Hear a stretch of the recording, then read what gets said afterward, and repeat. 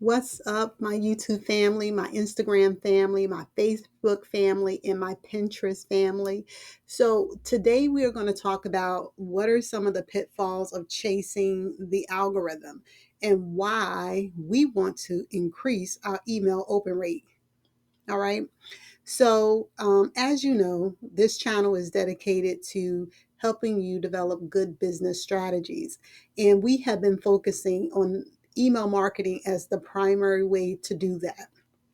So in today's video, what we're going to do is we're going to talk about how it becomes a very useless effort to try to figure out what is going to get your particular material to everyone you need it to reach, and instead turn into a more intentional effort, right, with our marketing, and really start building email lists that is going to help you increase your bottom line. So, again, my name is Janice. We're going to hop right into the topic today. Definitely get a pen, get some paper, take out your notepad, whatever you use to take notes. Go ahead and take some notes today. And definitely be free to repeat the video as many times as you need to. Definitely share the video. If you haven't done so already, go ahead and subscribe, like, turn on the notifications. Okay, this is how you help me become more in front of those individuals, because they're going to use what you like to send to more people who like what you like. Okay, and again, this is not chasing the algorithm, but this is definitely being mindful that, hey, look, we're in this to win it. Okay, and if you're going to do that, then you have to play the game a little. So let us talk about what is going on with a lot of the platforms and why you are experiencing potentially the likelihood of reduced reach. Okay, so in the digital landscape, as content creators, as business owners, what we do is we find ourselves caught up in this endless cycle of chasing after every change in the algorithm on those social media platforms, right? What we want to do today is we want to talk about why this approach is very counterproductive, and to encourage you to put your focus on something that is going to be a little bit more stable, which is going to be your email marketing. Okay, we want to specifically improve your email marketing open rates, and to show how it can be a reliable and effective strategy for engaging with your audience and driving business growth. All right, if you're ready, let me hear you say ready, or drop ready down in the comments. Okay, down in the comments. All right, so the first thing that we know about the algorithm is that, honey, it's a trap. It's a trap. It's unpredictable and it's constantly changing. Okay, when we're looking at our social media algorithms, they are notorious for being fickle and unpredictable. All right, platforms of all types, it doesn't matter which one. You could just drop a platform name in this particular conversation. What they do is they frequently adjust their algorithm without warning, leaving content creators like you, business owners like you, scrambling to kind of adapt, right? Which just leads to a lot of frustration and significant burnout. That's why a lot of creators and a lot of business owners, they're just frustrated because they don't know what to do. Like, what do I do? How do I get ahead of this? And we end up just kind of putting content out there without having a real strategy. And what I'm telling you is that you want to use social media. You don't want to give up on it. You don't want to abandon it. If you own a business, whether it's a business that is primarily on the internet, or if it's a business where there is an actual physical location, the internet and social media platforms is your friend. The key is finding out how you can use them along with other tools that you're also using inside of your business. Okay. So even though it does cause frustration, even though it will cause you to burn out if you're constantly chasing the algorithm and trying to figure out, well, what is the new hotness, right? You want to think of a better approach, and I'm going to give it to you. All right. So, one of the things that we find in the algorithm maze is that there's inconsistent reach and engagement. And so you feel like you have finally cracked the code. You're like, yes, I got it. and you have all of this really amazing reach, and then you have all this great engagement. You're like, oh my God, this is working. And then like 2, 3 weeks later, you're like, what happened to every person that was commenting? And the reason is possibly they don't see your content anymore. Right now, there's always ways to kind of help avoid that through like paid ads and those types of things, because you can be a little bit more, intentional and specific in those types of endeavors. Like when you're doing paid ad, you can tell it what kind of demographic you want this particular ad to be in front of. But most of the time, we're not doing that. Most of the time, we're really trying to build from an organic standpoint. Now, paid ads has its place. Do not get me wrong. But if you are a new entrepreneur or you're a very small business, you may not have a lot of the revenue and resources like time to build out those elaborate type paid advertisements.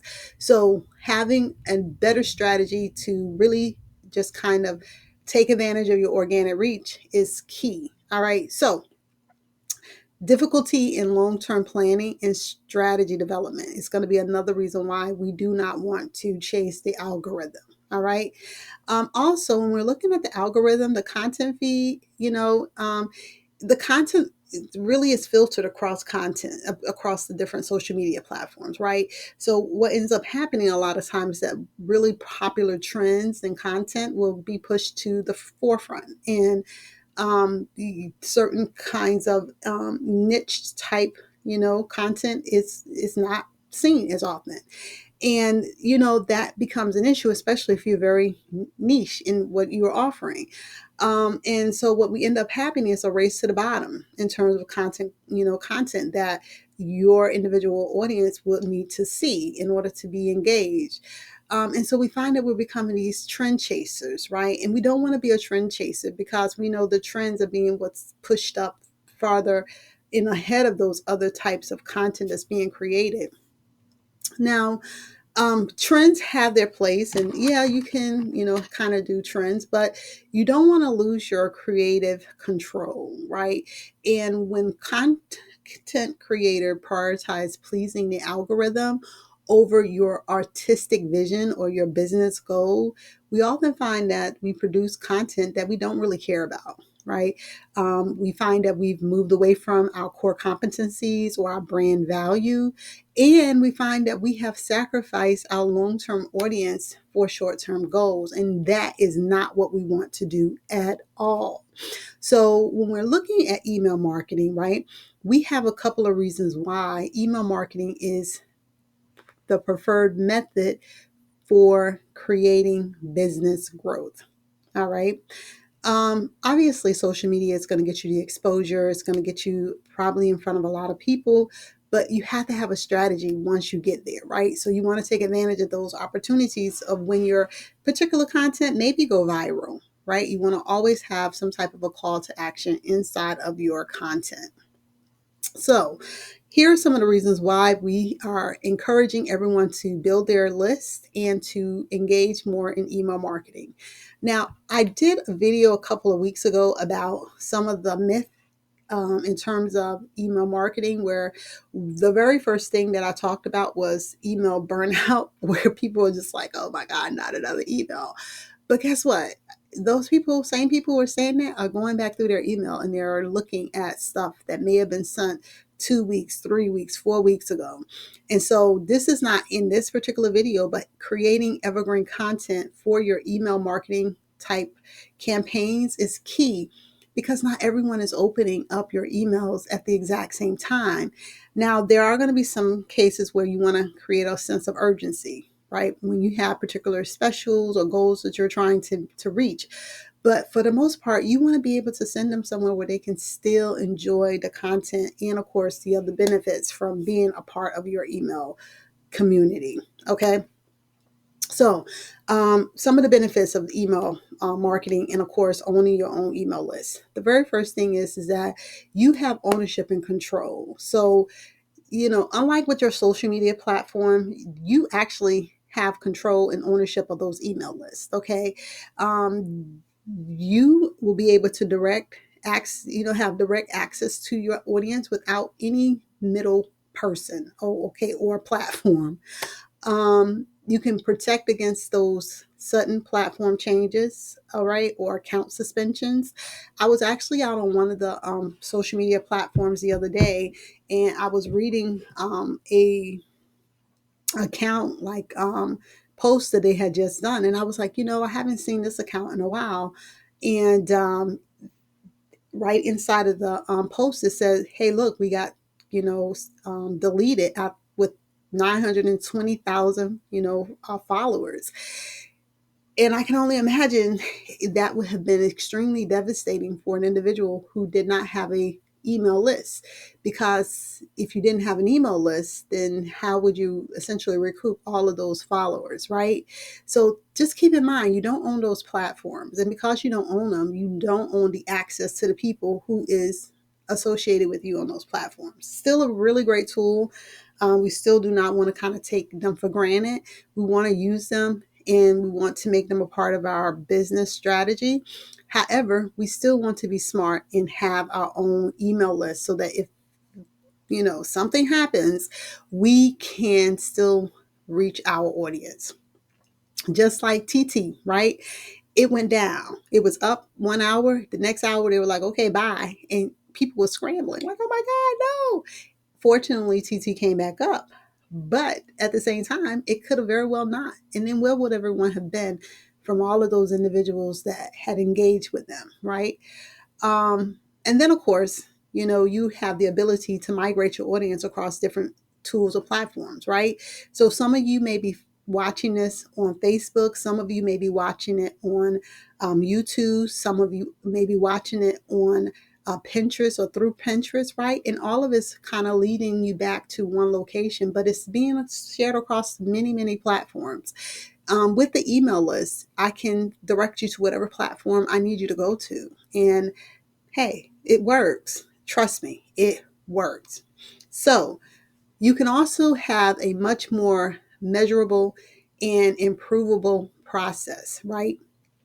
Email marketing offers clear, actionable metrics, right? And this is what we're talking about with open rates and immediate feedback on subject line effectiveness. When we're talking about insight into your audience engagements and interests, and then of course the opportunity for all the A/B type testing that will lead to that continuous improvement. So we do not want to sleep on the fact that email marketing offers clear, actionable metrics, okay?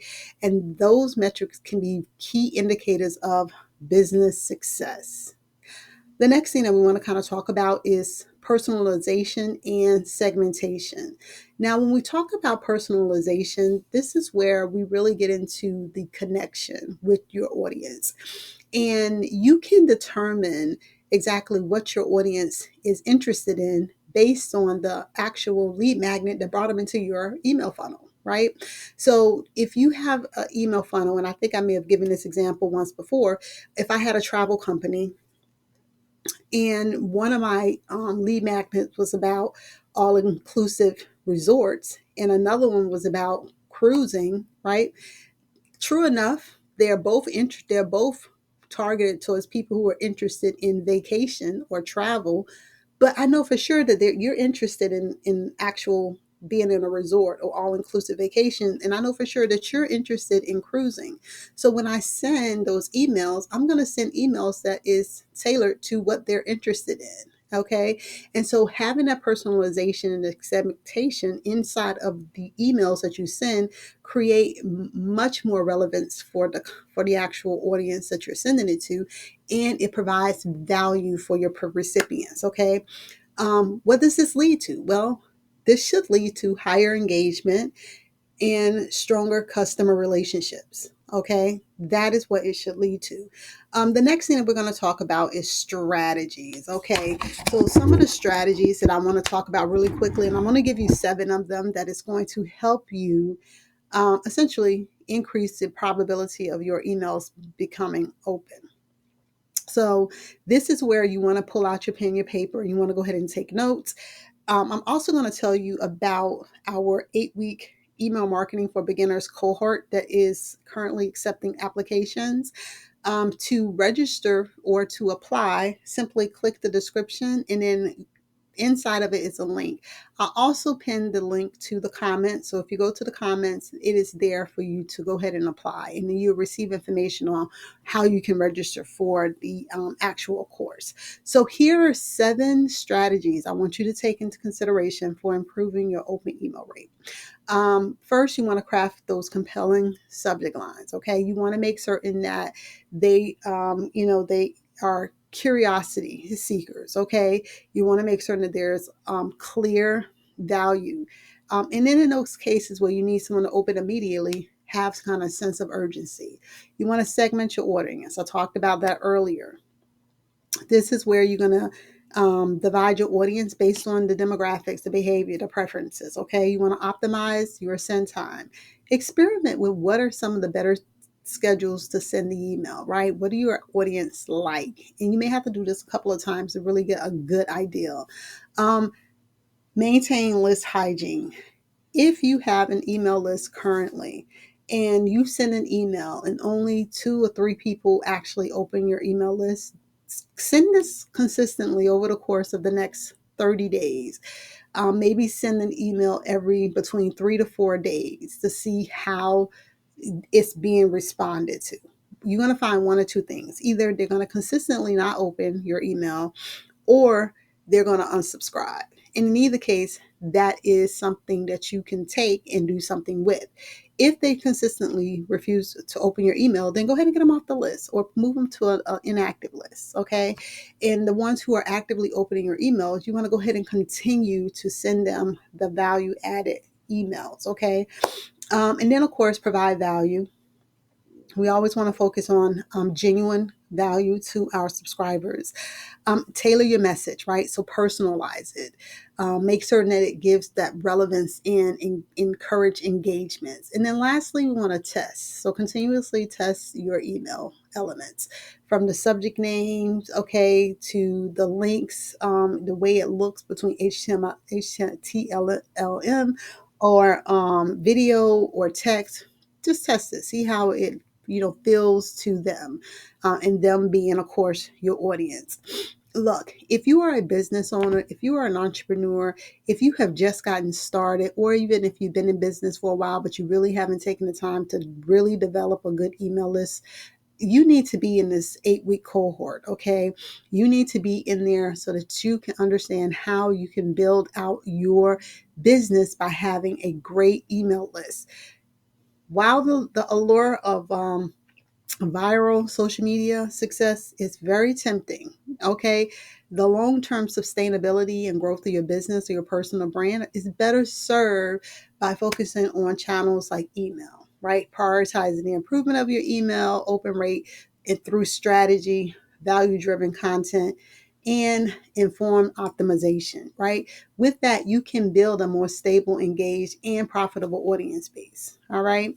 Tom Brady said, in a different context, obviously, success comes from hard work over time. So rather than searching for those shortcuts, which some shortcuts exist, but not always, in the world of digital marketing, it translates to essentially delivering value to your email subscriber rather than chasing the ever elusive algorithm. Okay. So we want to shift our focus from the unpredictable world of social media to the more controlled world of email marketing. Okay. You can absolutely create a sustainable long-term strategy for growth and engagement. Start implementing those strategies today and then watch how your open rates can and it should improve. And of course, watch how your business flourish. Okay, again, my name is Janice. I'm here with J Hills Training. You have just witnessed the explanation of why chasing the algorithm is a no-go, but building your email list is for show. Okay, appreciate you. Remember to please subscribe to the channel, turn on the notification, like the video, okay? Share it on your social media platforms, tell all your friends, okay? And with that, have a wonderful day, and I'll see you later. Bye.